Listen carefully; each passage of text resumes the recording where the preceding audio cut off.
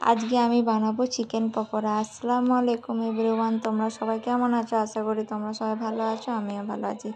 আজকে আমি বানাবো চিকেন পকোড়া। চলো দেখে নিই চিকেন পকোড়া বানাতে গেলে কি কি লাগে। প্রথমে দেখো আমি এখানে ভালো করে ধুয়ে চিকেন নিয়েছি। চিকেনগুলোকে আমি ভালো করে টুকরো টুকরো করে নিয়েছি। দেখো তার মধ্যে এবার আমি দিয়ে দিচ্ছি লেবু।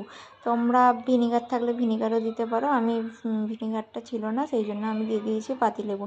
এবার অল্প পরিমাণ মতন দিয়ে দিচ্ছি লবণ। তারপরে আমি দিয়ে দেবো জিরে গুঁড়ো, একটু জিরে গুঁড়ো দেবো। তারপরে দিয়ে দিচ্ছি হলুদ গুঁড়ো, তারপর দেবো একটু গোলমরিচ গুঁড়ো। গোলমরিচ গুঁড়ো দেওয়ার পরে আমি এবার দিয়ে দেবো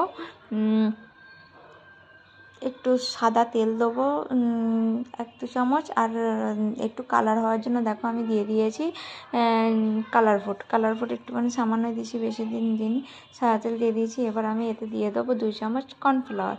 তোমাদের কাছে কর্নফ্লাওয়ার না থাকলে তোমরা বেসনও ব্যবহার করতে পারো।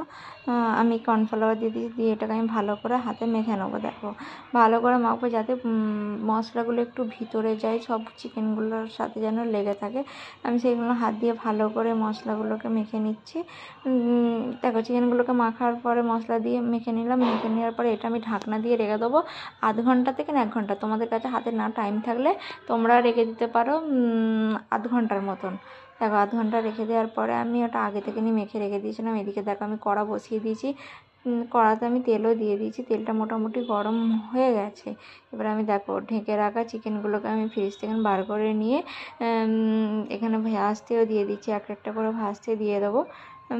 মানে হালকা গ্যাসটা একদম আস্তে করে দেবে, কারণ চিকেনগুলো ভিতর থেকে যেন সিদ্ধ টাইপের হয়, নাহলে কাঁচা কাঁচা থাকলে খেতেও ভালো লাগবে না, টেস্টও ভালো লাগবে না, একটা বাজে একটা গন্ধও থাকবে। সেই জন্য আমি এখানে গ্যাসের আঁচটা প্রচণ্ড মানে একদম স্লো করে দিয়েছি। করে দেওয়ার পরে এতে আমি চিকেনগুলোকে দিয়ে দিচ্ছি। দেখো মোটামুটি চিকেনগুলো এক সাইড আমার মোটামুটি লাল হয়ে গেছে মানে ভিতর থেকে মোটামুটি সিদ্ধ হয়ে গেছে। এদিকে আমি উল্টে আরও কিছুক্ষণ রেখে দেবো। কিছুক্ষণ রেখে দেওয়ার পরে এটাকে আমি দেখো দুদিক থেকে মোটামুটি আমার ভাজা হয়ে গেছে। এবার আমি চিকেনগুলোকে আস্তে আস্তে সবগুলোকে তুলে নেবো। তুলে নেওয়ার পরে দেখো এবার আর যে যেটুকু চিকেন আছে সেইটুকু চিকেনগুলোকে আমি এবার দিয়ে দেবো। দিয়ে মানে এরকম করে আমি চিকেনগুলোকে ভেজে তুলে নেবো। দেখো মোটামুটি আমার সব চিকেনগুলোকে দেওয়া হয়ে গেছে, দিয়ে আমি ভেজে তুলে নিয়েছি। দেখো ভাজার পরে কালারটা দেখো কত সুন্দর এসছে, আর খেতেও মুচমুচে টাইপের হয়েছে। হ্যাঁ, ভিতর থেকেও সিদ্ধ হয়েছে। দেখো দেখলেই খেতে ইচ্ছা করবে, কালারটা সত্যি অসাধারণ আসছে। দেখো এখানে রেডি আমার চিকেন পকোড়া। সাথে আমি নিয়ে নিয়েছি গাজর, পেঁয়াজ, শসা কুচি দিয়ে চিকেন পকোড়া, সাথে নিয়ে